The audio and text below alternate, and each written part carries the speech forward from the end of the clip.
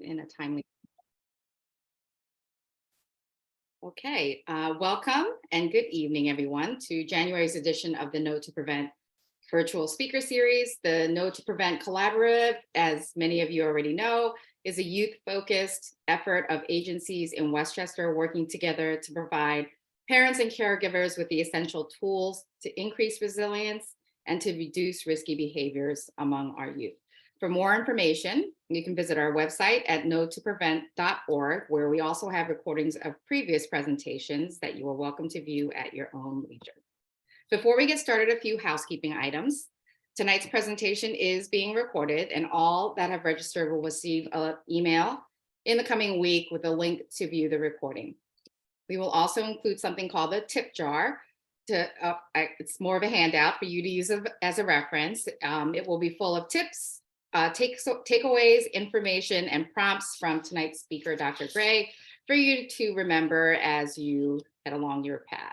There will be a Q&A session following the presentation, so we encourage you to enter any questions you may have into the Q&A box, and we will address those at the end of the presentation.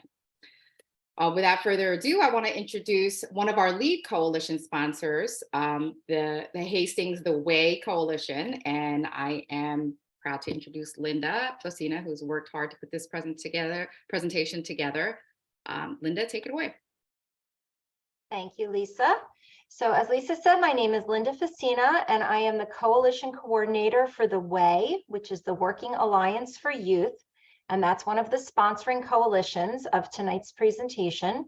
We are a group of parents, educators, and community members that work to reduce the use of alcohol and other drugs in the village of Hastings-on-Hudson.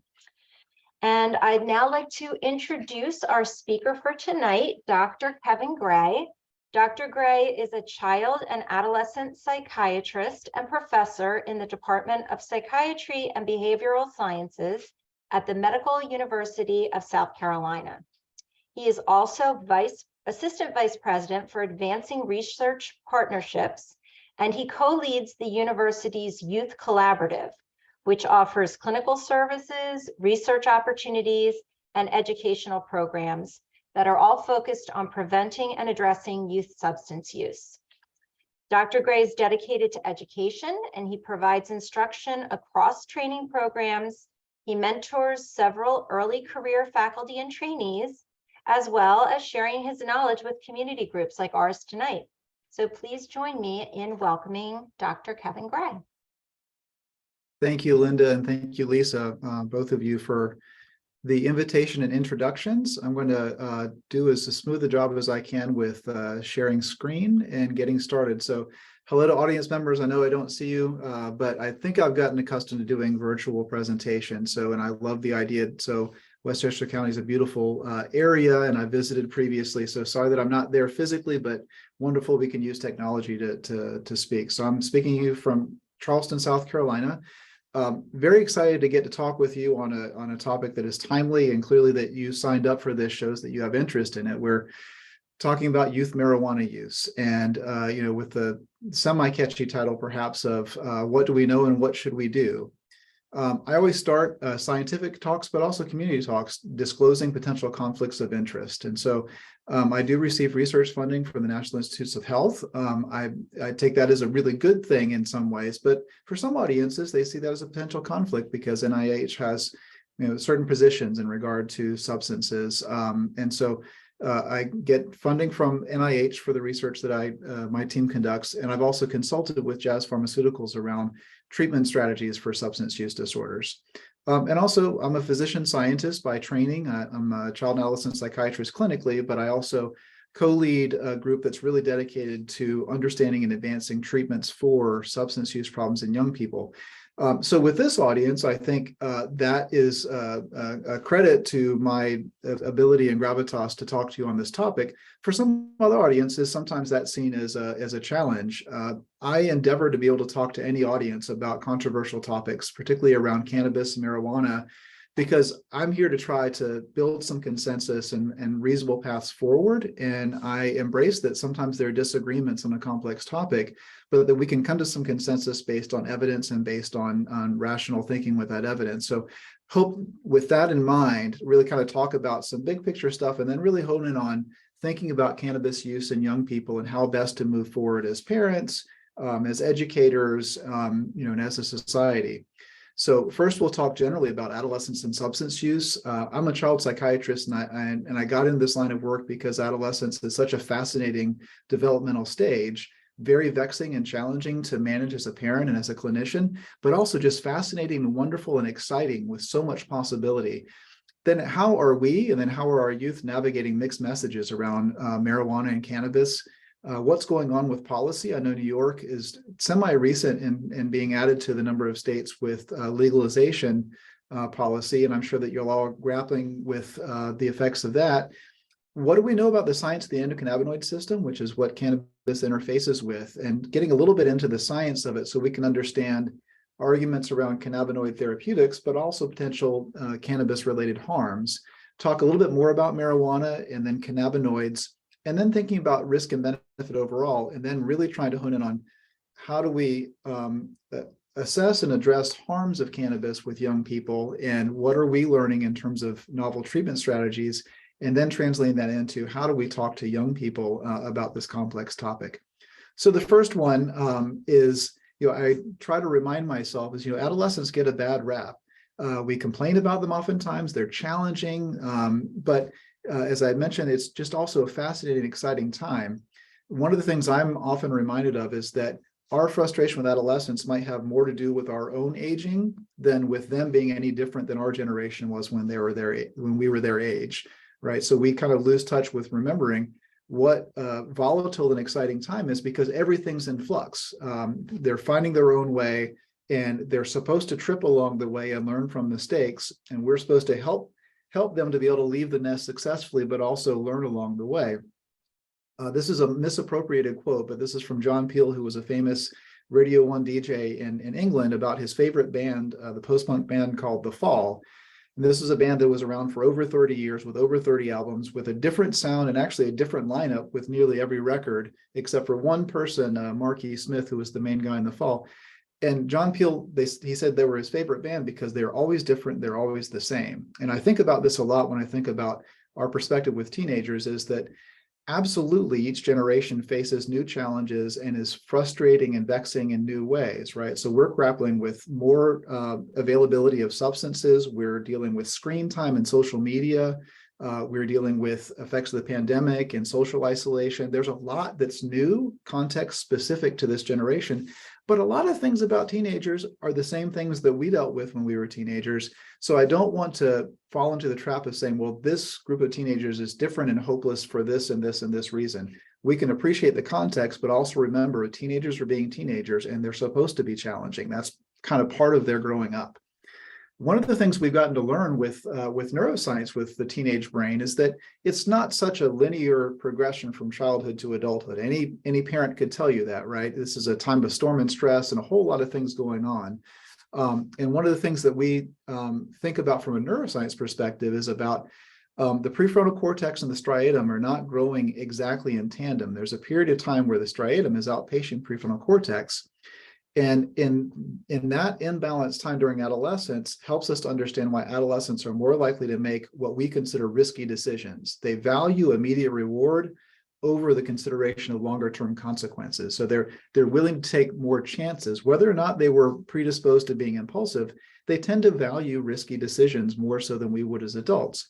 That helps us to think about the context of why young people might be more likely to try substances. And then one of the challenges is that structures under construction are more vulnerable to damage from things like substances. And we've now learned that brain development continues into the mid-20s. So this time of vulnerability to trying new things and taking risks also coincides with a time when the brain is undergoing some really delicate construction. And we want to make sure we protect as much as we can, but also understand why young people may be taking more chances than we would advise them to. No surprise to this audience, substance use almost always starts during adolescence, but what might be counterintuitive to some people is that adolescent substance users from first use are actually more prone to quickly developing substance-related problems than someone who initiates when they're older. We often think about older people as being the one with addiction problems, but it's actually adolescents who have exposure are much more likely to rapidly advance to problem use. And in the past, we used to kind of wait for that endpoint, that rock bottom, wait for somebody to finally be ready for treatment. But now we understand that if we can, A, prevent, but then B, after there might have been onset of substance use, if we can reduce and address substance use in adolescence, it's critically important to public health, both for that individual adolescence, but also downstream effects thereafter. But we're thinking about this context, we also have to step back and think about the milieu that we live in with regard to marijuana and cannabis. And I like to use this slide to kind of illustrate where polarization gets us. And on the left side, we have something that pulled from the internet, which overstates potential medicinal potential of cannabis, marijuana, and even says, not only says, marijuana saves lives, but that the FDA has been covering up evidence that marijuana cures cancer. We've known this since 1974. We can say on the face of it, this is a false exaggeration about benefits of marijuana. At the same time, somebody who has a pro-marijuana position can also say, well, look at the signage and the messaging that came before this about marijuana being the devil's harvest, being reefer madness, exaggerated the harms of it. And we don't really get into any kind of healthy dialogue when what we do is start with false notions that are in either extreme. So I think that's problematic, and I think it makes it very difficult for us to reach consensus about what to do. Let's see. I wonder how this one got in this order, but this is I wanted to look at past month substance use with young people. This is one just to give you a little bit of a snapshot here. I feel like I got this one out of order, but my apologies for that. In past month, this is from the Modern of the Future survey that comes out every year. And there's a new one from 2022 that I should update this slide with, but the findings are pretty similar. It is the common things remain common: alcohol, cannabis, and nicotine. And what's been relatively new in the last decade or so is precipitous decline in smoking cigarettes. So reduction in tobacco use has been a wonderful public health advance. There's been a number of factors in there, but teenagers tend to perceive cigarettes as being bad and harmful.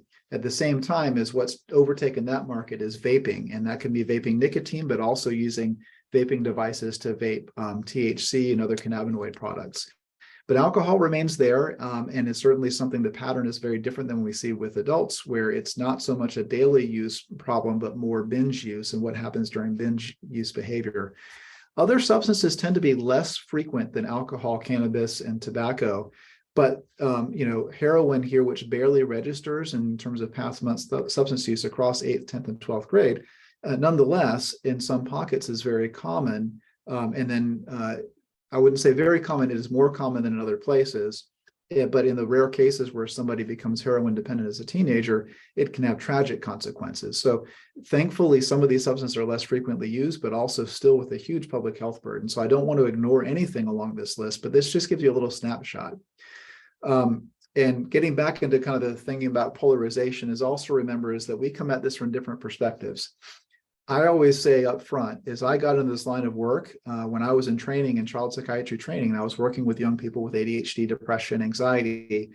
And, again and again, it was the young people who were using substances that had a harder time getting a handle on and getting better with their depression, anxiety, ADHD, et cetera. And we weren't quite clear on mechanisms of that, but we also knew that we didn't have good enough treatments. So I wind up, say that's a bias or not, is I've specialized in working with young people with serious problems with substance use. That's one perspective that's really important, but you also realize some other people come at a topic like marijuana or cannabis from a very different perspective, either from their own experience or just, they're thinking about economics or social justice around policy. So the idea is that it's okay and healthy for people to have different perspectives, so long as we can come to the table thinking about what might be an overall picture here. And one thing that I come back to is I'm an admitted science geek, and I was really excited in school. I don't know what year this was in, but when I learned that light can be both particles and waves at the same time, which those should be mutually exclusive, but they're not. And being okay with something being two things at once. And this is, there's a quote from Einstein here, but generally the idea is that things can be one more layer of complicated than just being a black and white yes or no issue. And cannabis is one of those. In some ways, I try to use a couple examples here to frame the complexity of things. So one of these examples is warfarin. Warfarin is the active ingredient. It's in Coumadin, which is a life-saving blood thinner for people with clotting problems or hypercoagulable states. It's a life-saving medication, but it is also literally the active ingredient in rat poison. And so with the advent of medical marijuana as a term, people make the false assumption that if something is labeled as a medicine, that means it is universally good for all. But with warfarin, we have something that is absolutely at the same time life-saving medicine, but also poison. It depends on the dose and the recipient of it. And cannabis is another one of these things where, oh, it can be more things than one. The other misnomer is that if something is natural, therefore it's good for all who take or use or encounter it. And we can think of many examples of things in nature that we ought not touch or consume, including poisonous snakes, the poison dart frog, poison ivy, toadstools, etc. So one of the things I sort of say out of the gate is that embrace that this is a complex topic, and that's okay. So cannabis can, in some contexts, be potentially safe and benign for some people. It can also be contain potentially medicinal components, and we'll talk about that. So these are not, false assertions, but you have to sort of think of these things all at once. But at the same time, even if you have a lot of zeal about contexts where cannabis might be safely used for somebody and or could be potentially medicinal, you have to also acknowledge that it may be potentially risky and harmful, particularly for certain people at risk. And we'll talk about why young people are ones that we're most concerned about with cannabis's adverse effects.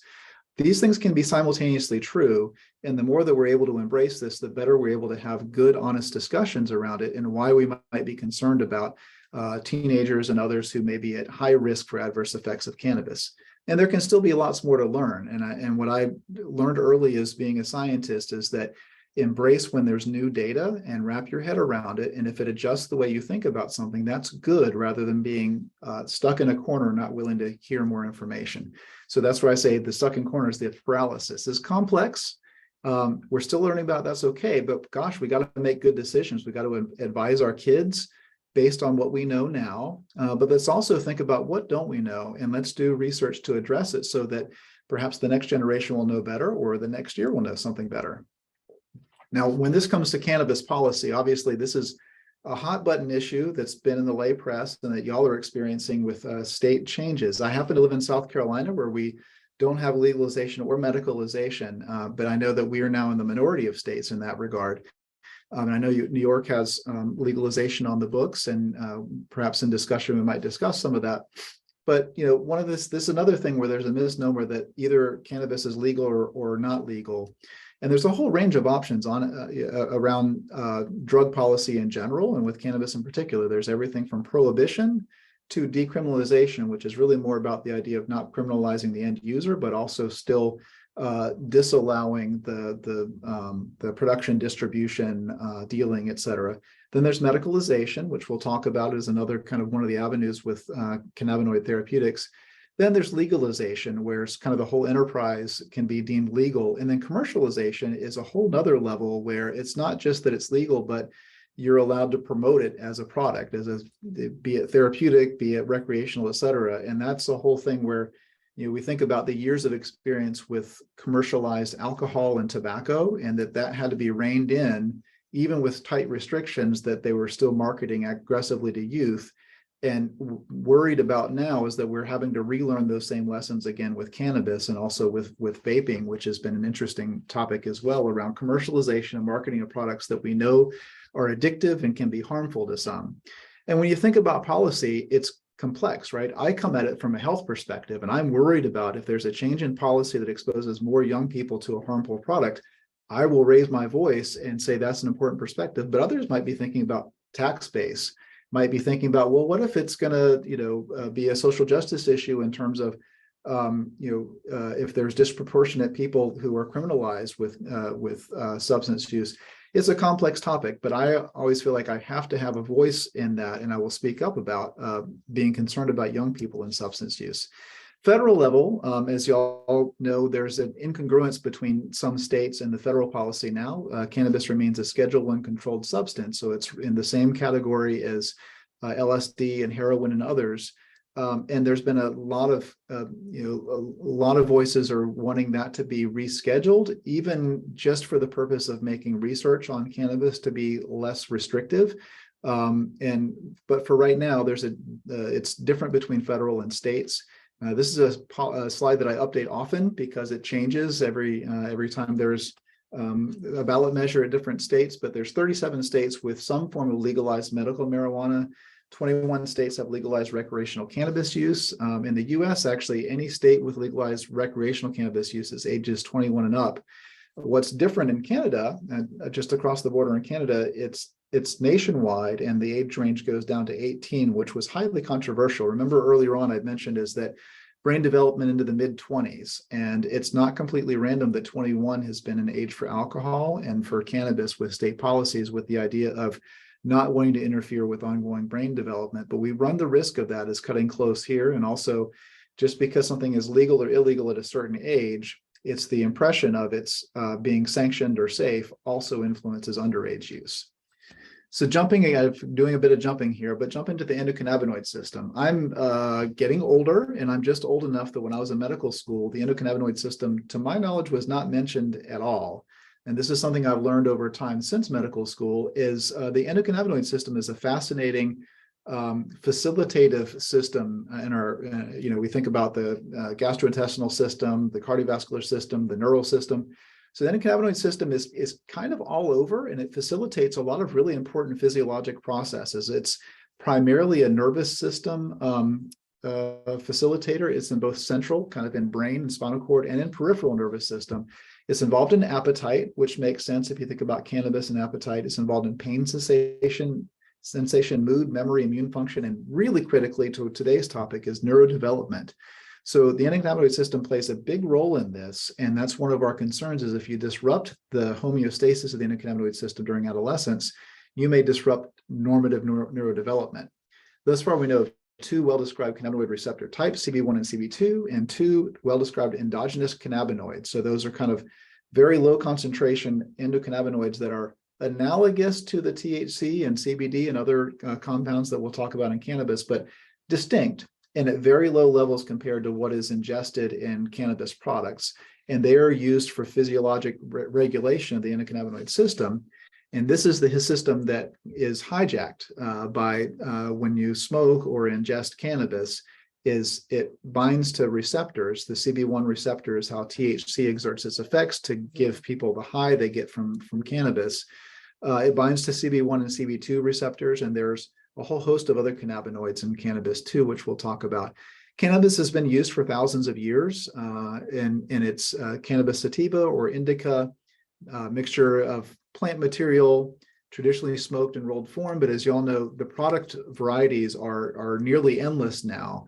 So edibles are popular, depending on where you are. There's a whole variety of those that are there, but it used to be primarily smoked in various forms. And then of course, there's newer formulations now, these concentrates, so dabs, wax, shatter, where it's very, very high THC content. And there's also vape pen delivery, which can help people evade the usual smell that's associated with it. And there's the synthetics. Certainly something we see a lot of is Delta-8.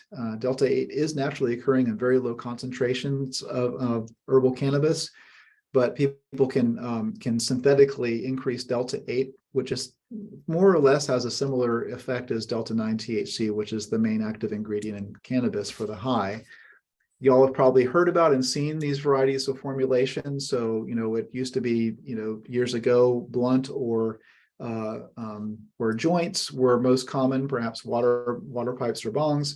Nowadays, edibles, obviously there's a lot of concern about younger children getting their hands on edibles, mistaking them for just being candy.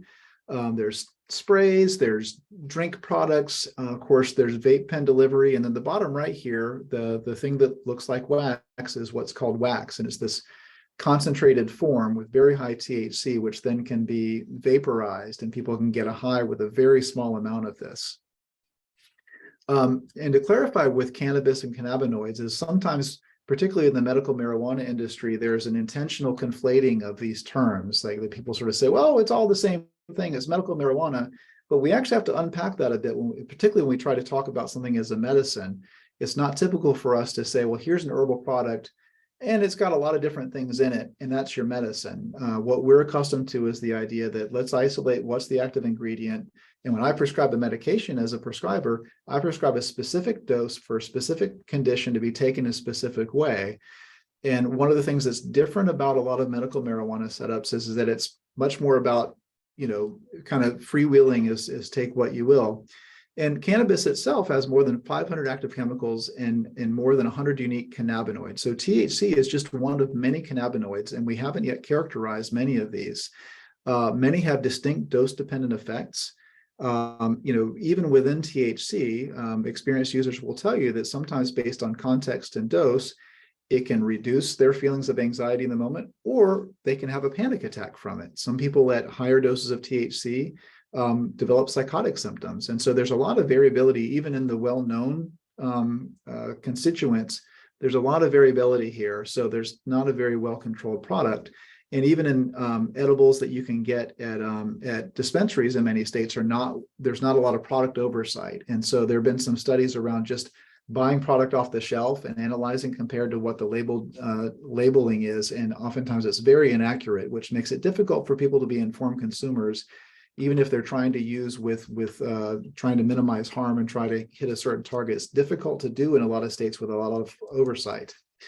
One thing that is I try to impress upon people is that oftentimes parents will fall into the assumption is that, well, I mean, it's just marijuana. So it's basically the same thing as that I know people did in college on the weekends. And the patterns of use have changed a lot now. And a lot of that is owing to is that the product is more potent now. So when we talk about potency, typically we're talking about the concentration of THC, the thing that gets people high from marijuana. And so in 1995, the concentration of THC and the average, so when there's a drug bust and they seize cannabis, they analyze this. And on average in 1995 was 4% THC. And that's more than tripled. It's in 2019, and even more so now, is that particularly like if you talk to people in Colorado, it's typically in the 20% and above of THC. And that's a much more potent product than people might have remembered from their own time in college. And so I think parents fall into the trap of thinking, well, I mean, people occasionally used it, but it's the higher the THC concentration, the more problems associated with cannabis use. And formulations like dabs or wax that I showed you that picture of earlier contain 90% or higher THC concentration. So you can get a massive dose of it. And the reason that we're concerned about this is that this graph is a little bit complicated to look at, but this is tracking across, this is a little bit dated, but this tracks across years. And this looks at, number of people who use marijuana generally, but then also tracks the seizure potency or the concentration of THC in cannabis, and it looks at treatment admissions for youth who enter treatment for substance use for cannabis use problems, and the increase in treatment admissions really tracks with the increase in concentration of THC. The higher the THC content, the more addictive marijuana is. That is unquestionable. It's very clear that the higher THC, which is the product oftentimes people look at because we always want the super size, we want the most concentration, the biggest hit, et cetera. And so the issue is people are getting acclimated to a dose that then is associated with an addictive disorder or a substance use disorder. And so, if we think about this, gosh, there's a lot of things that to be really concerned about here. But a reminder is, right, so y'all live in a state where there's, there was enough of a zeal for legalization. That's happened. There's medicalization. But I always want to say is like, what are the benefits of this? Because I've already kind of been hinting at some of the things to be cautious about. And I want to be fair and kind of look through what are the potential benefits that people are touting. So one is that I'll say is that there are some adults who have occasional benign, pleasant experiences with recreational cannabis use. And so I think if we dismiss that completely, again, I think then we have a difficult time having dialogue with broad audiences, right? I want to be able to give this talk to any audience. And I can acknowledge is there are some adults who have occasional and relatively benign experiences with cannabis. And there also are real therapeutic roles of, and I say this very specifically, specific, reliably dosed, orally administered pharmaceutical grade cannabinoids for specific conditions. That's a lot of words, but where there is evidence for cannabinoid therapeutics medically is not in smoked cannabis, but it's more in a specific compound from cannabis in a reliable dose administered orally, One that's been around actually for decades now is dronabinol, which is a synthetic oral THC, and it's used for loss of appetite and HIV/AIDS, so it stimulates appetite. It also reduces nausea for chemotherapy-induced nausea and vomiting. So it has a role there. There is a liability that sometimes people do get the the high from the THC, but less so with oral than they would with the smoked version of it, and it tends to have a smoother profile for the desired effects. And then we hear a lot about CBD, cannabidiol. It has some specific uses and certainly is being studied for other uses. But what we know about cannabidiol, rather than what you see in aggressive marketing at the corner store where it's being marketed for dogs, for humans, for any number of conditions, really what there's an FDA indication for cannabidiol is specifically for seizures in 3 conditions: Lennox-Gastaut syndrome, Dravet syndrome, and tuberous sclerosis. And it's approved in kids and adults. These are severe conditions in which if seizures are not controlled with the first line anti-seizure medications, then Epidiolex does have a role for that. But that's different than what we would say is kind of the more what's aggressively marketed in the commercial market. This is a prescribed specific dosing of CBD. So we know that.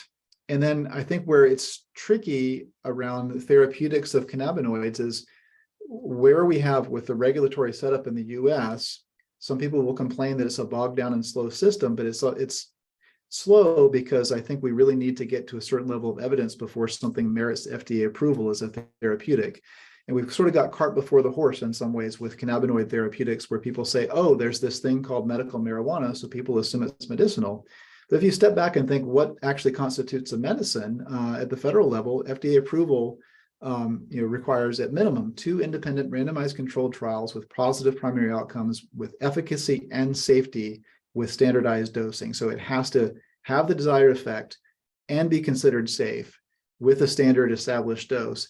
And with cannabis, we have an unusual situation. So it's Scheduled 1. So and there's also wide public access. And so rigorous research is difficult to do with a Schedule 1 compound. And there's also a high likelihood of bias in observational studies, right? So people who are interested in therapeutics often look at it with bias and may be prone to saying, oh, it works because I had this experience with the substance. So we have to be really objective and critically evaluate an imperfect but improving body of research. Now, a lot of people talk about cannabinoids as treatments for mental health conditions. And this is a review that was conducted and published in 2019, relatively recent. And really, this still reflects the current state. Is there's scarce evidence to suggest that cannabinoids improve depressive disorders and symptoms, anxiety disorders, ADHD, Tourette syndrome, post-traumatic stress disorder, or psychosis. There's so much narrative out there, and some of the state policies suggest that those are conditions that a marijuana waiver or marijuana card can be approved for.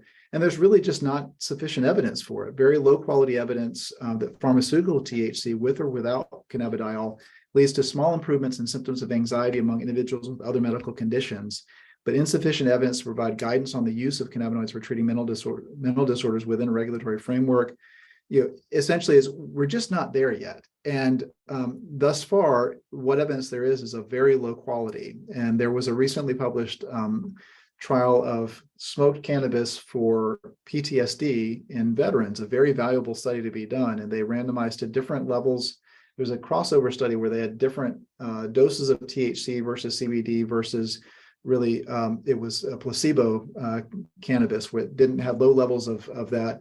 And they actually found is that people's PTSD symptoms went down during a brief period of each of those varieties, and that it seemed that it was more the act of the smoking that seemed to be perceived as therapeutic rather than any activity of THC or CBD. So I thought that was an interesting recent study here, and maybe gives us pause around thinking about cannabinoids as immediately as a therapeutic.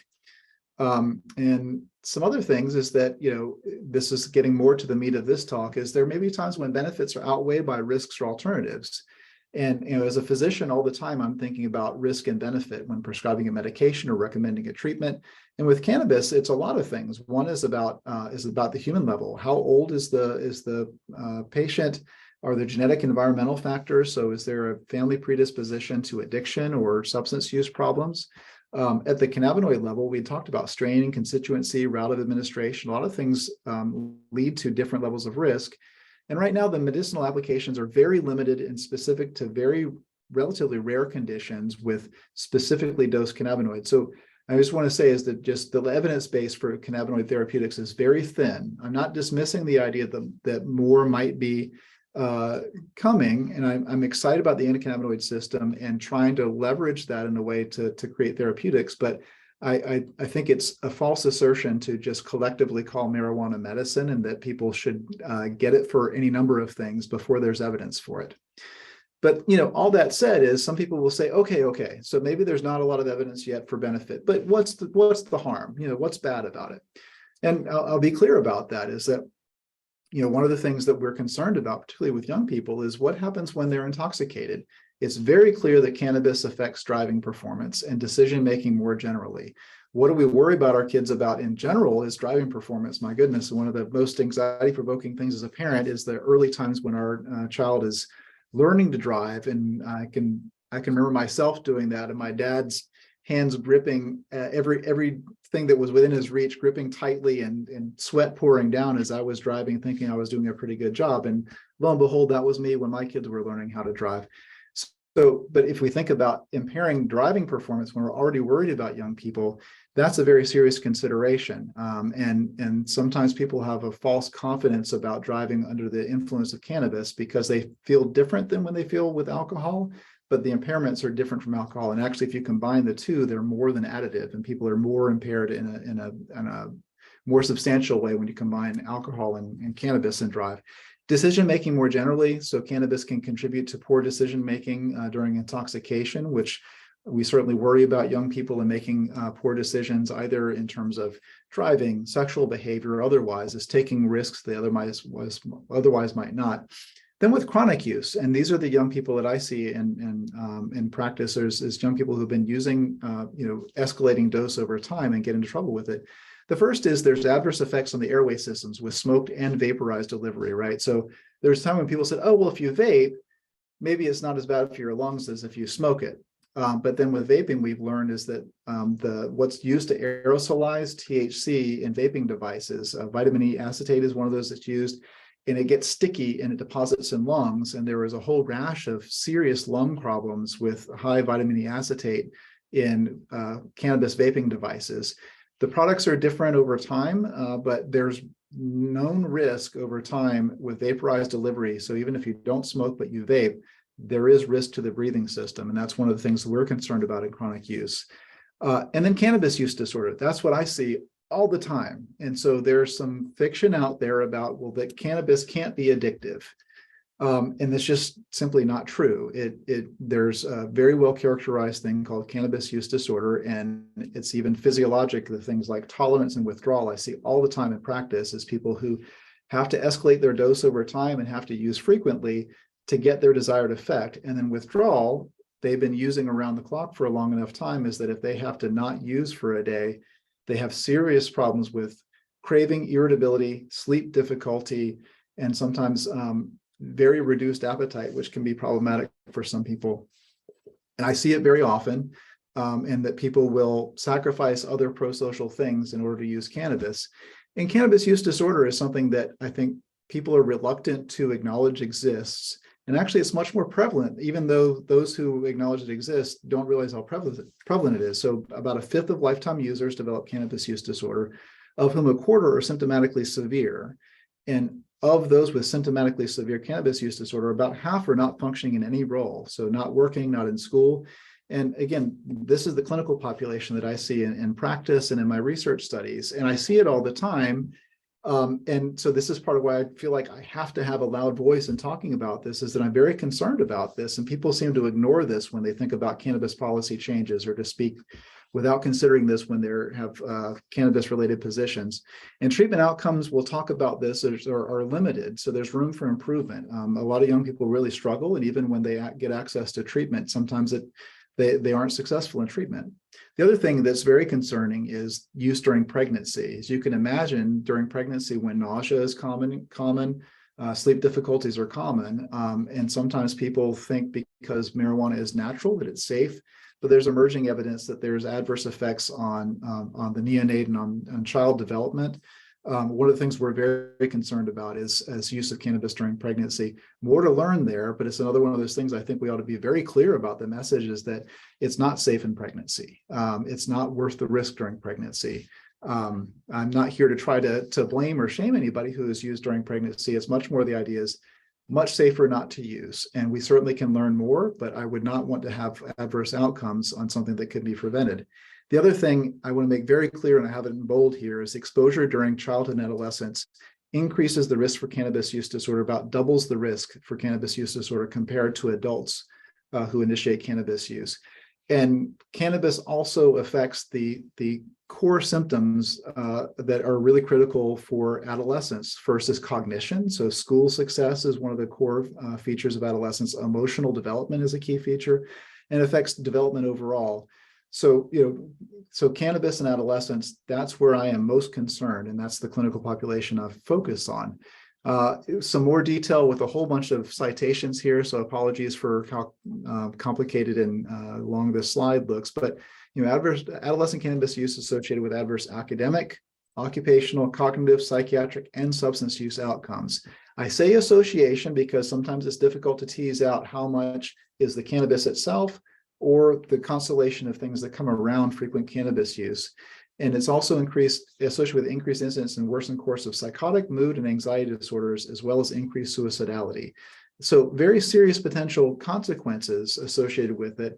The psychosis story is a really important one. This has been replicated across a number of large population samples, is that early frequent cannabis use is associated with presentation of psychotic symptoms.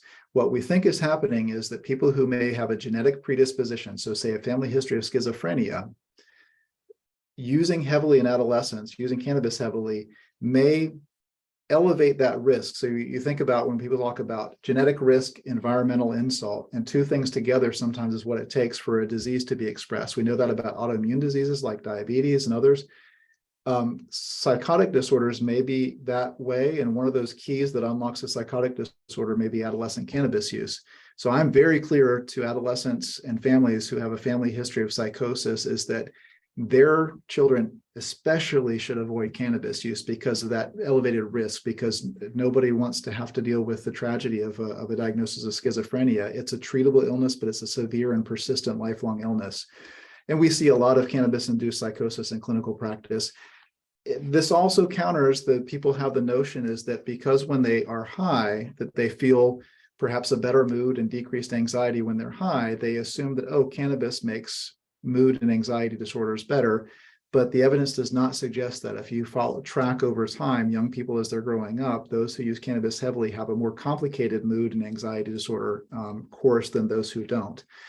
And then the other part is poor cognitive and psychiatric outcomes into adulthood. And so there's very strong evidence. A lot of this was controversial when it came out, but it seems to bear over time, is that there's a Dunedin study, so a New Zealand large epidemiologic sample, and they showed that heavy adolescent cannabis use was associated with persistent cognitive problems compared to those who did not use heavily. And that seems to be something that sticks around. I will say is that cognition can substantially improve with cessation, but with enough use in adolescence, it seems the evidence is you can't necessarily get back to baseline. So there may be lasting adverse effects.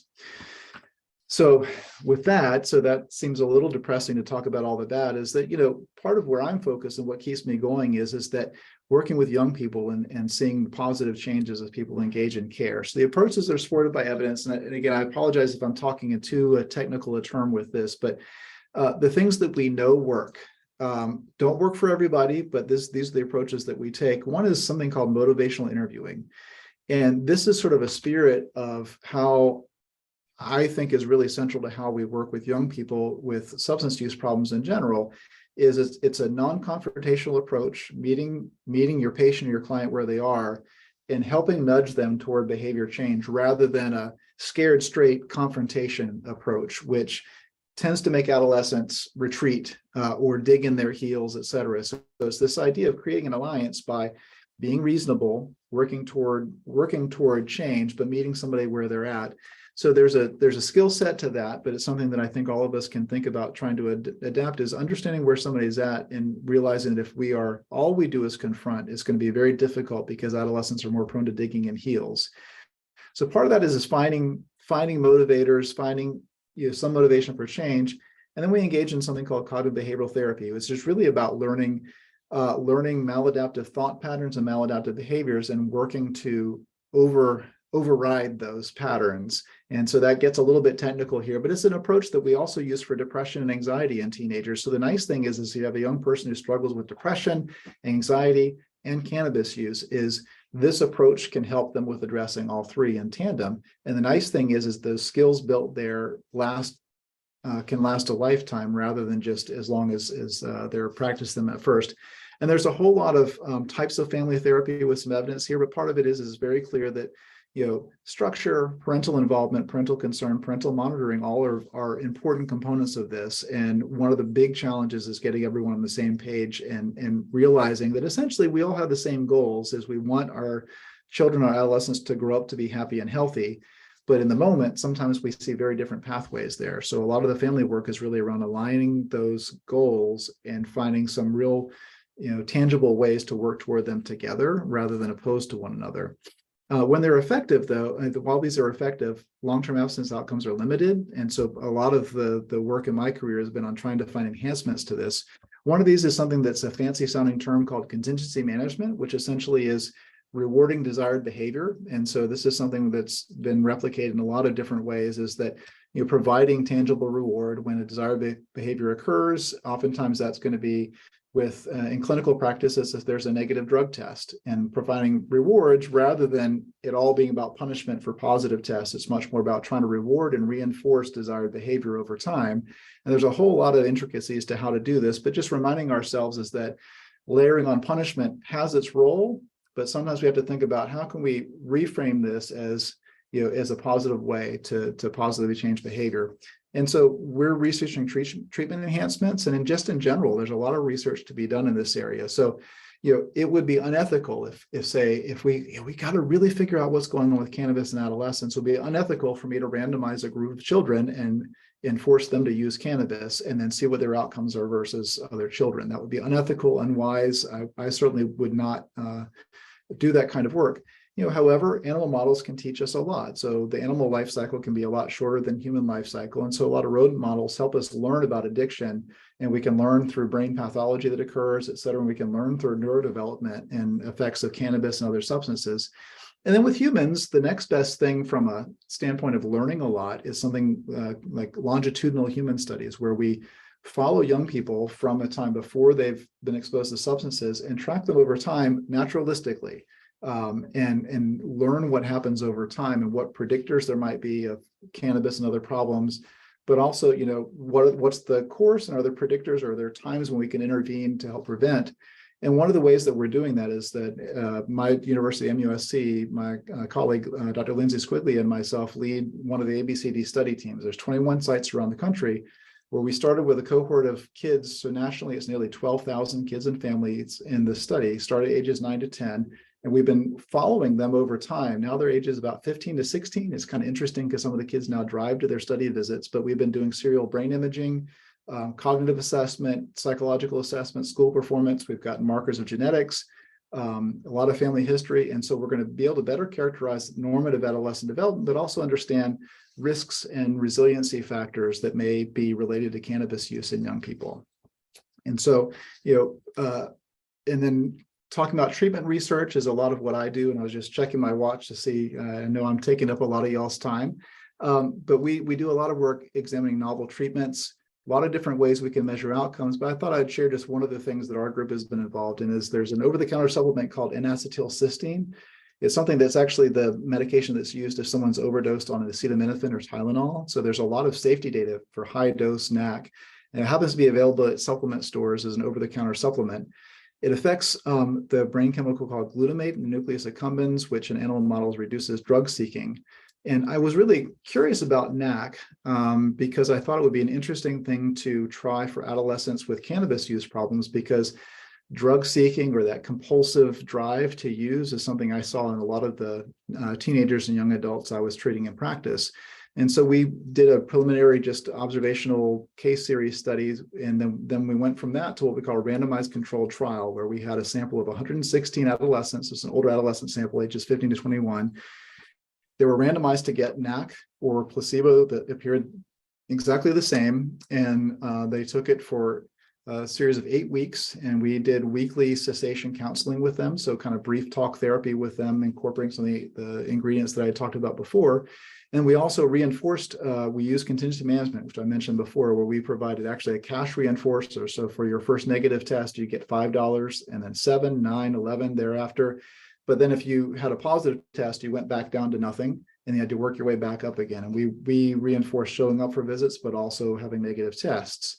So this is again, I hope this is not too technical, but the x-axis here is the weeks in treatment, and then the follow-up visit. The y-axis is the percentage of negative urine cannabinoid tests. And we assumed if somebody missed a visit that they were using, so we imputed a positive test. And we saw the NAC group, overall, the odds ratio is 2.4, which means that the NAC group roughly had double the odds of having a negative urine cannabinoid test or being abstinent from cannabis compared to the placebo group. One of the things when I talk to groups about this who are skeptical that cannabis can be addictive, I sort of say is we were providing cash money for negative urines, and in our placebo group, who still got access to cash money for negative urines, only about a third of them were able to achieve abstinence at any point in the study. And the NAC group did have an advantage over it that was sustained over time. At the follow-up point, we did not continue to provide the cash reinforcers, and so we did see a lower magnitude, but it does look like there's still an advantage of NAC over placebo. We just weren't powered for that statistically. So we were super excited about this because, here's something that seems to be pretty benign and seems to be well tolerated, and there's an effect. One of the first questions that the National Institute on Drug Abuse says, gosh, we have a lot of adults with cannabis use disorder. Will it work with them as well? So we did essentially identical study with adults, 12 weeks instead of 8 weeks, pretty similar study overall. And interestingly, we did not have the same effect in adults. There was really no difference between active and placebo. So we said about double the odds of a negative test in adolescents. The adults, no such difference. So it's the same, equivalent. But when we actually had an age overlap of the 18 to 21-year-olds in the adult study, which overlaps with what the adolescent study was, in the blue, you see a signal is that maybe something's happening with young people. So whether that has to do with that your developmental stage or how many years you've been using cannabis, or maybe it's a dose effect or something, that there's something special about adolescents. So my thought is that, gosh, cannabis use is so common in adolescents, but I also think there's what we like the term plasticity, there's malleability, there's opportunity for change that we might not see in older adults, which all the more reason for us to really focus on trying to help kids. So, it's got a positive cessation efficacy finding in adolescents, which is super exciting. It's the only medication we have for that, and you can get it over the counter. I'm not saying it's for everybody. I'm not here to try to sell you any particular medication, but we thought it was intriguing, and but it doesn't seem to bear out in adults, and we're doing a replication trial, which we're almost finished with. So excited about that too. So just wanted to give you an idea of some of the stuff that we're doing in research, which is exciting, but it's still under development. But where we in general, in terms of the evidence with this, is that this is wordy, but I think gets at it pretty well. So beneficial and harmful effects of cannabis may differ between and within individuals, and the existence of positive health effects does not make the harmful effects less severe and vice versa. Given the list of potential harms and benefits, these two aspects clearly coexist. Therefore, a shift is called for that goes beyond the questions of harms and benefits to that of questions for whom and what is it harmful and beneficial. And I think that's the dialogue we have to have and be honest about that. And I think this only supports our assertions and talking to our teenagers about why we're concerned about them using and why not using is the healthiest choice.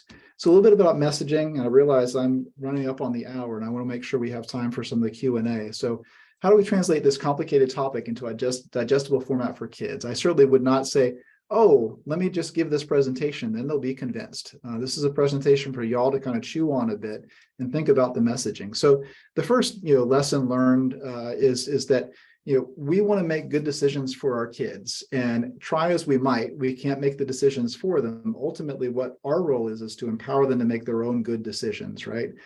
And the thing we want to think about is that information is key. Well-informed kids do make better decisions. There's good evidence for that. And oftentimes it doesn't look like they're listening. You may even see their eyes roll, but they hear you. And I think we'd be deluded if we thought we would have that one special talk where we explain why we're concerned and they give us a big hug and say, I'm so glad that you told me this, now I know. Instead, it's much more the reality is you're planting seeds in conversation rather than having one, here's the lecture, I checked the box, I had the lecture. You plant seeds over time. They may catch some of it, they may not catch others of it, but it will be there and it's part of their decision-making process. And you have to speak up rather than just say, well, there's nothing I can do. You have to talk about it. I do think we undermine our messaging if we're too extreme. So if you minimize risk and say, well, I mean, it can't be bad because it's medical, et cetera. Well, that can be interpreted as an endorsement. Oh, free reign, I guess that's fine. But then also exaggerating risk undermines credibility. So if you say, if you use marijuana, you will get schizophrenia. There's an elevated risk in people with a family history, but like you can't just say that, or that it will kill you or something when maybe they already have friends who are using, or maybe they're already using. You don't want to undermine your message by exaggerating the risks, but you can be real and you can certainly be very clear about why you're so concerned. Know your audience and know yourself. We all have our own parenting styles. Each kid is unique, each kid is developing. And so at their different ages, the messaging has to switch a little bit and you have to sort of tailor your message, but you have to match across all those factors, right? So there's different styles of parenting, different styles of kids, and you try to do your best, but doing something's better than doing nothing. I mentioned keep it simple and digestible, bite-sized chunks of information, allow for dialogue and discussion. This is not just a lecture. Sometimes kids are sheepish about talking about it, but having the atmosphere where you can have a dialogue is super important. Despite what many kids perceive, I think it's important to remember is that some kids think, well, everybody's using it, but most kids don't. The majority of kids are not using cannabis, even high school seniors, where some kids think everybody is, most don't. And we have to dispel myths and just confront that because they may have a biased perspective. And it's also okay to say it's a complicated topic and that, people are trying to figure out how to make medicine out of things from cannabis, but we're not really there yet. And really, it's very clear that there is lots of evidence that it is important for you not to use. The next best thing is to delay, and let your brain develop. Why are we concerned? One is risky. We're worried about making good decisions when you're young, and that one bad decision can have some really bad consequences. And so driving is one of those, altered judgment in general. Then also chronic issues. So affecting your brain development, mental health, and thinking ability. It may make it harder to learn and absorb information. How critical is that? It may make it hard to stabilize depression, anxiety, and it also may affect development in a way that's lasting. And the general topic of addiction, I think, it's not the only message, but it's one of them, especially, most of us have addiction somewhere in the family. I thank goodness that shame and stigma is less than it used to be. I certainly have addiction in my family. Part of what motivated me into this role is that addiction is a brain disease. It involves hijacking our body's natural reward system. We have a reward system that is really hardwired to help us survive, but substances that are misused hijack that system and heighten those feelings of pleasure. But also when it does that, it kind of perturbates how people respond to natural reinforcers over time. I'll share the presentation with y'all, but there's a kind of thoughtful cartoon illustration of this around the progression from taking a drug for pleasure to eventually just taking it to feel less terrible from withdrawal. So it's kind of this progression that kind of resonates with kids. There's a few good, there's a lot of resources out there. I know y'all are here as part of coalitions with a lot of resources, a lot of access to things that can be helpful about having that dialogue with young people. Just trying to think about just a few different sources that may help you to think through how to manage this a bit. And in summary, this topic is complex. We're still learning about it, and that's okay. We should avoid exaggeration. We should deliver digestible information, which I've done a lousy job of here because I've talked about a bunch of stuff very quickly and flooded you. But, we want to plant seeds of good messages that are about health and about wellness. But we shouldn't be shy about saying why we think it's really important for our children not to use. And we can allow for dialogue. We can hear what they have to say and not just say, oh, nope, you can't say that. Is hear what they're hearing. It's going to help you to tailor your message even more. Cannabis and cannabinoids are neither all good nor all bad. All right. But we can be very clear that there are reasons to be concerned about youth cannabis use, risk of developing brain, mental health, and ability to learn and achieve. Those are very clear. And I don't think we should be shy about telling our young people they shouldn't use. It's the healthiest way to progress is to not use at all. The second healthiest thing would be to wait. And the longer you wait, the healthier that is. But one of the things that's important as a parent, as a clinician, et cetera, is that you can have multiple messages at once. You can say, I don't want you to use. However, if you find yourself in a situation where you're not safe and you've used, I will be the first to come get you, and I want to help protect you, and I want you to be safe. No judgment. That's me being your parent and helping you. But the underlying message is I don't want you to use because it's not worth the risk, and I want to help you be well and healthy. So all that said, I want to brag on, I'm part of a wonderful team here at the Medical University of South Carolina called the Youth Collaborative. We do a lot of treatment research. We provide clinical care. We do a lot of community engagement. We do a lot of education in our community. We involve teenagers in learning about careers in science, and we're really trying to expand the workforce in this important area. And so we're happy to do our part of it, but I just want to say, I don't want to take individual credit for what this wonderful team is doing. And I'm happy to represent them. And I feel privileged to get to talk with y'all about this topic. So I see there are some things in the chat and question and answer. Sorry that I kept talking and gave us a little bit less time for that, but we're right about at the hour. So hopefully this is a good transition time for me to get off of the share screen. And I'm happy to take questions. I might take a little sip of water as we transition over. Great. Thank you so much, Dr. Gray. And there are a lot of questions, so we will get to those shortly. Sure. But before we dive into the Q&A, we would appreciate everyone's feedback tonight. I'm going to share my screen really super quick. So by now, everybody's familiar with QR codes. So please take a moment just to access the QR code. It's an extremely short survey, but it really helps provide us with some feedback on what you'd like to see and tonight's presentation as well. So this will be sent out again along with the tip jar. So if you would prefer to wait to access the link when you get the email, that would be fine as well. And I will put this back up before the end of the evening. We also invite you to join us for the March webinar, entitled When Mental Health and Substance Use Collide. I was very happy to see Dr. Gray's slide on the Partnership to End Addiction, which Pat Awesome is from. So I definitely invite you to register for this particular webinar. And unfortunately, we do not have the link yet to register, but please visit our website at Know to Prevent, and we will have that up very shortly. So at this time, Linda, I'm going to turn it over to you for Q&A. I know we have a lot of questions on this topic, so take it away. Thank you very much. Yes, we do have lots of questions, so I'm going to just dive right in. I also want to start out, though, by thanking Dr. Gray for such a great presentation. I'll start off by a compliment you received in one of our questions, just thanking you for all the wonderful information, and this parent specifically feels prepared now to speak with her children about the topic, which I think is just an amazing compliment. And that's obviously what we're hoping that this session does, is allow people to have the information to be able to talk to their kids. So the first question I have is about fentanyl, which we're all hearing about the dangers. And specifically, we were asked, or we're asking you, if you are aware of any cases where marijuana has been laced with other drugs like fentanyl. Absolutely. And first, thanks to the kind word from the audience member. So again, I consider it a great opportunity to get to talk with you all about this. We're in this together. We're all humans and trying to do our best with this. And if I can help, happy to do it.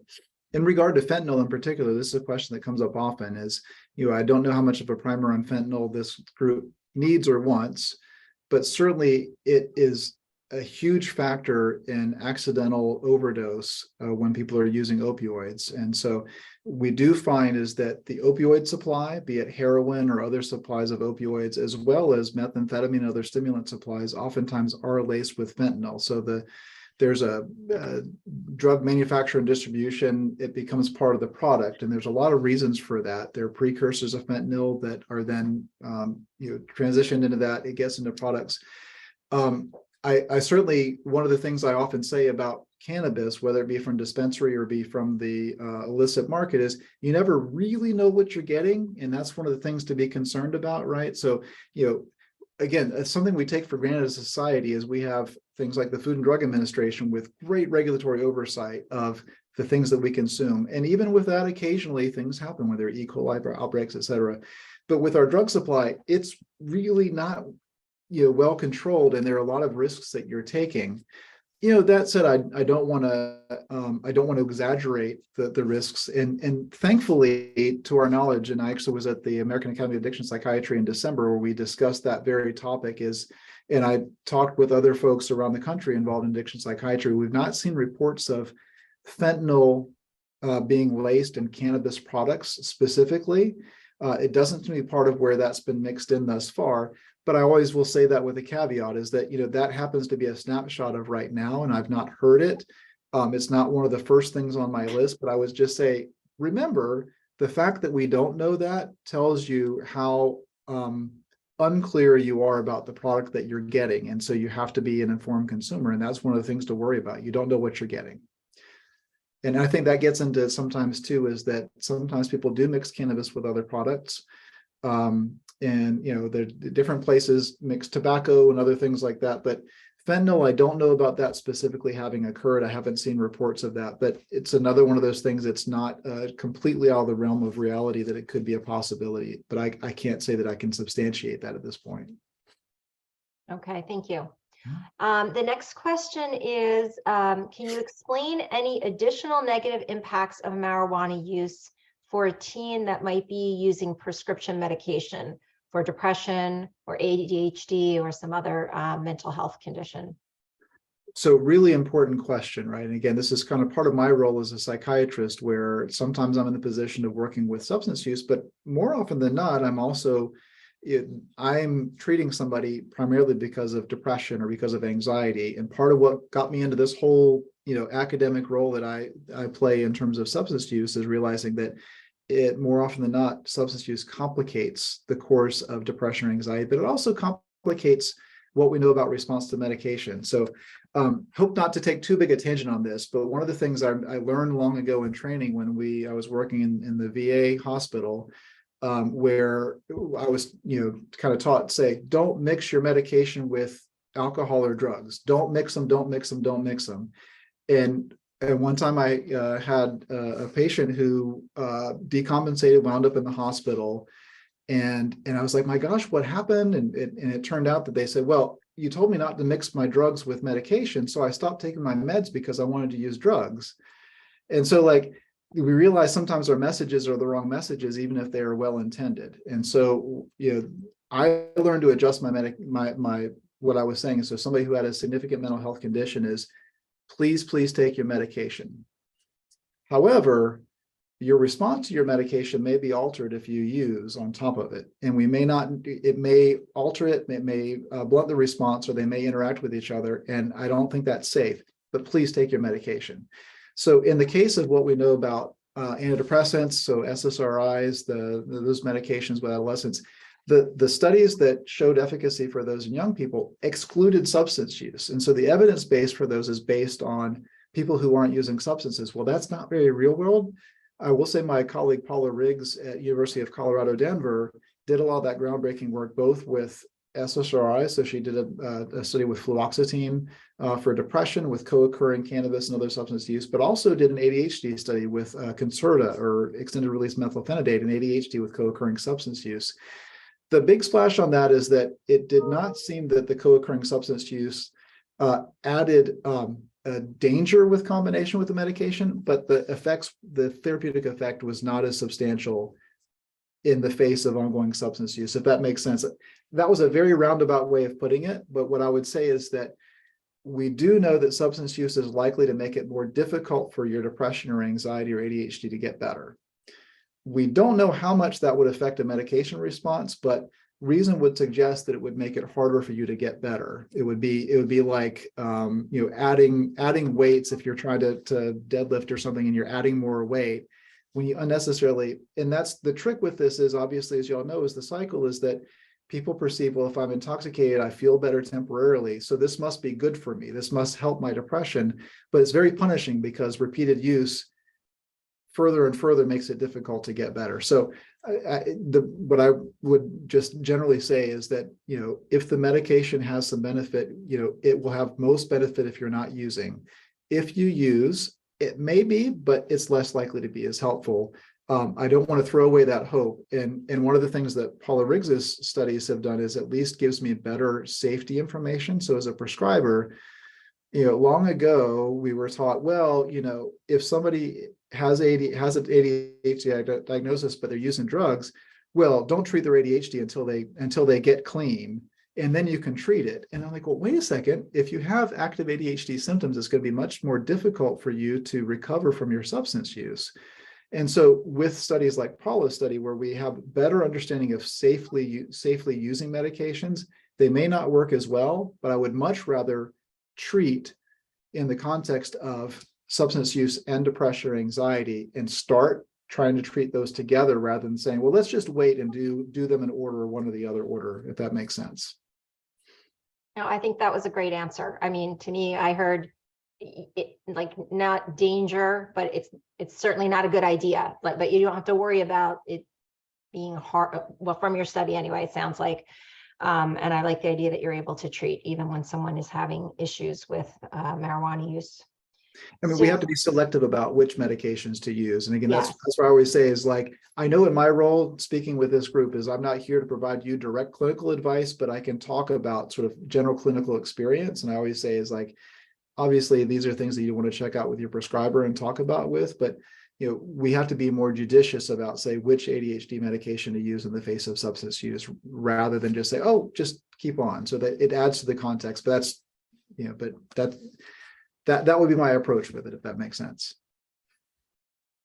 Okay, the next question is regarding daily use of marijuana, which I know you said in your talk is something that you're seeing much more frequent, and specifically that has to do with college kids. And there were a number of questions that talked about this, about the fact that we have a lot more control over our kids when they're living in our homes, and how to handle use in college age kids, or if you suspect there's daily use, or what. You just talked to us a little bit about what you know about that, and also what kind of effects there might be for kids in college that are potentially using daily. So absolutely. And I certainly see a lot of college students, both in practice, but also in our research studies. Oftentimes they're more likely to volunteer to sign on to research studies because they can consent on their own rather than have a parent know that they're using and then bring them in. So we see a lot of college students, and I see college students who have an established pattern of where they say wake and bake, like they wake up, they use cannabis, they go to class, anytime between class they use, and they wind up finding a peer network where that is relatively normative with that peer group. And they kind of lose perspective is that there are lots of college students who don't use cannabis at all. We can think about alcohol has similar patterns of you wind up gravitating toward people, especially if you use socially, as you wind up gravitating to a group of people who use about as much as you do. But it certainly is very clear as patterns of use, particularly with higher THC over time, is that it wasn't that long ago that the more normative college cannabis use would be occasionally on the weekend. And now with higher use, there's a higher predisposition to addiction, which would lead to this daily use pattern. So one of the tough things for us as parents, obviously, is the letting go and trusting. We want to make sure we provided enough of a foundation, but we can continue that messaging. We know we can't control every moment with our college student, but the things we worry about, and certainly the aspects that I see often, is that especially in the context of somebody who's stressed and overwhelmed, college is stressful in a lot of ways. It's like, gosh, I'm nostalgic for college, all the good things, but I think at the time it was stressful. Classes were hard. But when stressed, people may seek to escape by using, and then that becomes that punishing cycle as in they're using. And then with cannabis in particular, it affects cognition negatively. In our studies, we actually do cognitive testing at the outset, and then we can compare those who are able to reduce or eliminate use versus those who continue using. And really within a matter of weeks, people's cognition improves with cessation and happens quickly, measurably quickly. We've published on this. And so I guess to me, it's sort of that double whammy is if somebody's stressed in college and they turn to using, and particularly using cannabis, it and alcohol is another one, is just where, they use to try to escape. And then both just the act of escaping takes them away from their goal-directed activity, but also if they're putting an unnecessary burden on their brain function, it makes them more difficult to succeed. So it compounds rather than eases the problem. It's the difference between feeling a temporary solution versus compounding. And so I do see young people who that progression where they've gone from, well, it makes me feel better, but then I need a little bit more. I need a little bit more. And then that turns into, well, I need to get to sleep. I can't sleep without it. And in the morning, well, I need it to get up and go. And it turns into, well, I've decided that I need it for all of these things. And by the time I'm working with them, it's really about how can we find a stepwise way to at least eliminate that first thing in the morning. That's our first step. And then we go from there. So, but I certainly see people who succeed, but it is difficult for some people to make those reductions. That I was pretty long-winded there, but what I would say is the things I'm worried about are like with teenagers in college, I'm worried about that progression. And I think as parents, there's only so much we can control, right? We're trying to influence good decision-making, especially with our young adults. And young people will learn through mistakes. The tricky thing as a parent, and I'm a parent of, we talked about, I'm a parent of a college student and a high school student myself, is that I know I can't be there to monitor my college student. It's probably a good thing for her that I can't be there so she can make those decisions. I hope I've laid enough of a good foundation and that I'm also a resource if she comes into trouble, but I won't know all of that. But I certainly try to do my best to maintain dialogue and try to help if and when I can, but I know my limits. That's not completely answering the question. It's complicated. And I think one of the hardest things for us as parents is the process of letting go, especially if we're worried about our young people tripping up along the way. I think the biggest thing is being able to maintain some level of dialogue and honesty, and that you expressing that pattern of where you're sincere, involved, and this is not about control. This is about helping with their success. That was really long-winded. I'm sorry. No, it's a very complicated question, and I appreciate your answer. So I'm going to go, there were a bunch of questions that came in around edibles. I feel like, people are thinking it's potentially a safer way to protect their lungs by using edibles. There was even a specific question, this one might be slightly easier to answer, that came in about someone who spoke that they had a student that believed that edibles are made for young children so that they can ingest medical marijuana safely. And she wants to know if there's any truth to that. And then just edibles in general, about storage potentially. And we are a legal state in New York. You always hear about increases in poison control with young children getting into their parents', I suppose, supply. So if you could just talk a little bit about that. Yeah, so this takes me in a few directions. I'll try to stay coherent on it because this is a super important topic. So with edibles, this gets into the circular thing about, which way to use is the safest way to use? And there are drawbacks to each way to use. If you're going to make the decision, I'm going to use as safely as possible. So smoked, well, we know that any kind of smoked plant material has carcinogens, cannabis included, and there's carcinogenic potential. We talked about vaping. Well, gosh, there's the chemicals used in vaping to aerosolize THC, which stick to your lungs and cause chronic bronchitis.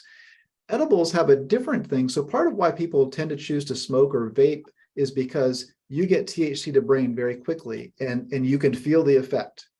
And an experienced user knows to say, oh, I feel enough. I need to lay off a little bit and kind of balance that. Edibles are tricky in that, there's the classic story of the person that sees, oh, brownies, I love brownies. And they eat one, they're like, waiting for the effect. I don't feel anything. I'll eat another one. I'll eat another one. And then by the time that they get the effect, because it has to get into your stomach, you have to digest it. There's first pass metabolism. It finally gets to brain. You didn't titrate the amount that you used. You ate something that was maybe delicious. You were either maybe impatient, waiting to feel the effect, and you've used too much. And that's when people have paranoid reactions, have panic attack. And then also where young children fall into harm's way because they see something that's packaged that looks like candy and maybe tastes like candy, and they ingest it without knowing. And that's where there's a lot of ER visits with young kids who have intoxication and ill effects from high cannabis. We didn't get to cannabis hyperemesis syndrome, which is another thing that's concerning that we see sometimes as well with high dose THC. So what I would say is edibles are not designed for children to use therapeutically. Now, we could talk a bit about the strains of cannabidiol that have been used therapeutically along to the lead up to an FDA approved CBD medication, but that's a different thing. So yeah, I would say is that I would be cautious with edibles as being a solution. It's a different form with its potential advantages and disadvantages, but it's one that I don't want to dismiss the caution around that as being a factor. And certainly would say is the other thing I started to think about this too is that the messaging, alcohol has often been very challenging for parents to message. If parents say, you know, have wine with dinner or socially drink, and gosh, how can I say do as I say, not as I do? And with alcohol, one of the things is really around partly around legal limits, but the other part is around brain maturation and responsible use. You know, one of the things we have to be mindful of, and then we have to think about cannabis in this way too, because in states with legalization, there'd be more parents who use. So one of the things is certainly not to glamorize use. One of the things we've always talked about with alcohol and need to talk about with cannabis is avoiding talk like when you get home from work, like, oh, what a long day, I need a drink. Talking about using to feel better is really, really difficult. It's not the right kind of modeling that we want for young people, is that if somebody drinks socially, that we, A, don't drink to excess and show intoxication, but B, don't model that I'm using to cope. Like that's the thing that we really, really have to be careful about, that is modeling that idea that I need to use this substance to cope with a not ideal feeling. And I think we have to think about that with cannabis. It's been, I mean, again, during my career, it's changed quite a lot in recent decades, is where I do work with a lot more parents who feel sheepish about messaging because either they themselves used when they were young and they don't know how to talk about that, or B, they use currently, you know, and part of it is not glamorizing, not normalizing the use of it. And the idea is that I'm most concerned about your age, et cetera. Obviously, it's an easier message to sell if you don't use as well. But if you do use, you still need to talk about it. It's very important to message consistently. And edibles is a complicated one, but I think it just has its own drawbacks. It's just different. And I certainly being very careful about where it is and how it's packaged, because that is something that with legalization and the advent of edibles is there's a lot of emergency room visits with young children because they've unknowingly ingested them. All right, thank you. So, you know, around legality and the fact that you know that we are legal in New York for both medical and adult use. I just wanted to, there's a question that came in about the safety and I don't know if you have the answer to this, but do you have an answer for the fact that if it's legal, it's potentially more controlled and therefore safer than not being legal? Which is a hard one, I know. No, it's a fair question though, right? Because there could either be the illusion or the reality of something being safer because it's legally sold, right? I guess you could use the comparator with any other intoxicant, is it safe because it's legal? Is alcohol safe because it's legal? Well, we have an idea because there's regulatory oversight around the manufacture of alcohol, and that's at the federal level. And so we know what we're getting, but we also know that alcohol has many dangers, very many well-established dangers. Tobacco, lots of regulatory oversight, but my goodness, tobacco is still the leading preventable cause of death in our society. Even with reduced rates of tobacco use, it still kills more people than anything else preventable. So legalization does not imply that it is safe because it's legal. If you want to get more into the weeds, and pardon the word choice, is it differs state by state as to how much oversight there is in terms of, are you getting what the label says? But what I would say is it's tricky because what often happens is that people essentially are looking for the most potent product, like that's what sells. But the reality may be is that if you get into the realm of therapeutics, there's so many medications, and this is a tangent, but like some of the work with CBD as a therapeutic, there's some evidence around CBD specifically for public speaking anxiety, which is an interesting thing, but there's a what's called an inverse U-shaped effect, where you have to get a certain low dose where it helps, but if you exceed that dose, it hinders. And so like the dose effect is really important. So I guess I would say is like, you might, with good regulatory oversight, have a better idea of the product that you're getting, but the underlying product still is inherently unsafe because you may have adverse effects from the intoxicating effect. You may have adverse effects from smoking it, from vaping it, from eating it. So there's no 100% safe. But what I would say is that you at least may have better idea of what you're getting, but that still does not imply safety, if that makes sense. Okay. Thank you very much for that answer. There's a lot of questions here about talking to your kids and talking to other adults, comments around how, you know, that this talk was really valuable to listen to, but a lot of this information feels like it's only given by experts such as yourself.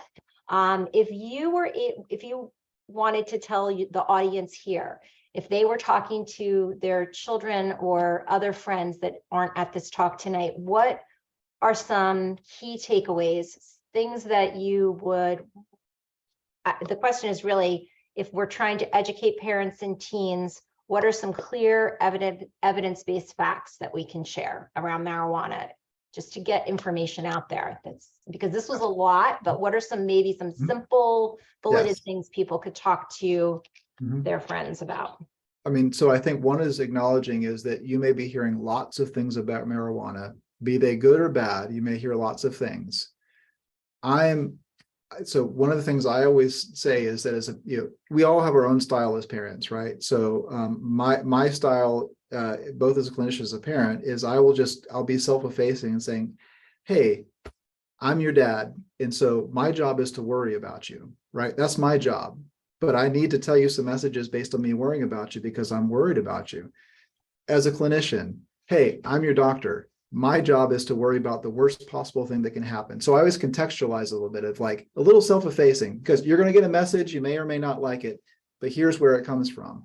And when I talk about things that I'm worried about is I want your brain to develop in a healthy way. And I know your brain will still be cooking until you're 25, thereabouts.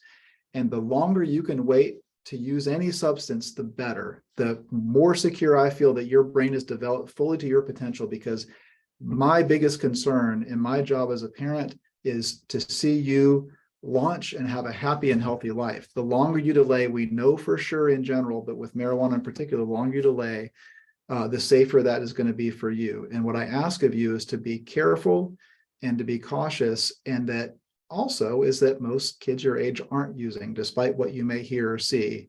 And what I'm worried about is your brain development. It's very clear that marijuana affects your thinking ability, and it also can make you more prone to being depressed or having anxiety and problems with those. And those are hard enough on their own. And to add marijuana to that, which may make it worse, worries me. So again, I know I'm muddling a little bit about messaging that I do as a clinician, but that I also do as a parent. I'm also not a perfect parent. I'm trying my best. Like that's, I think, true for all of us, right? And so I would always say is don't try to be somebody that you're not and put on this different voice and say, well, now is the drug lecture. This is going to have to come up in conversation. It takes some courage to talk about it, and you won't get it right. But all you need to do is to have planted a seed, and that's better than not having done it. And whether what resonates is brain development. One of the things we talk about a lot in our prevention lectures is we talk about the science of addiction. This is me getting clinical, but like we teach middle schoolers about the science of addiction, so they have information to help inform their choices. It isn't, hey, here's the talk about why drugs are bad. It's much more in middle school. Hey, let's talk about addiction. What's that about? What goes on with the brain? And that's planting a very early seed, so that later when we layer on of like, here's why I'm concerned for you and about you, there will have been that earlier seed, if that makes sense. So you don't have to have the perfect pitch, but trying it, knowing your style, knowing your kid's style and how they learn and how they listen when they do and they don't, and be okay with it being less than satisfying each time you have that conversation. But it's better to have it than not. And it's okay to allow for dialogue back. I feel like I repeated myself a little bit there. No, that's okay. But I think the biggest thing is having the courage to be able to have the conversation and know that you may hear something that's going to be like, oh my gosh, I didn't know all this was going on. And you may have your doubts about their honesty, et cetera, but having dialogue and discussion, not just about drugs, but just in general about wellness and safety, having some form of that. That's part of why people talk about families that have meals together, have better outcomes. I'm imperfect about that too. We're busy people. Our kids are busy people. Try our darndest. It's not the end all be all, but some place where people talk about their day makes it much easier to layer on conversations like this rather than all right, come downstairs, we're going to have a talk. It's got to be much more around the idea, hey, we have conversations.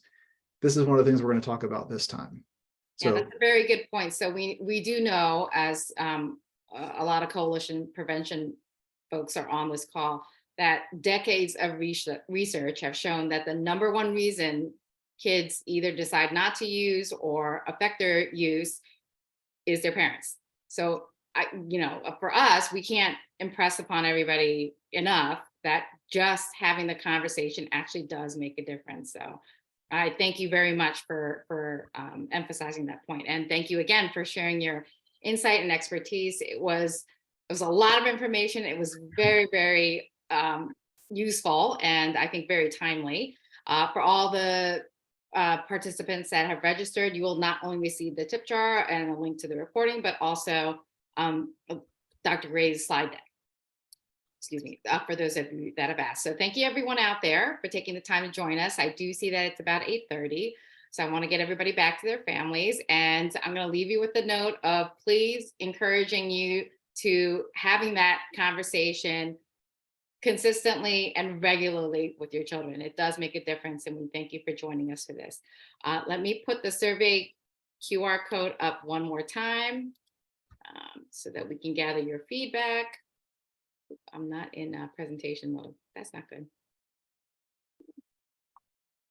You should still be able to access the QR code, but it would be very helpful if you guys could give us some feedback on this. And we encourage you again to join us in March. And Dr. Gray, again, thank you very much and have a very great night, everybody. thank you all so much. I really appreciate it.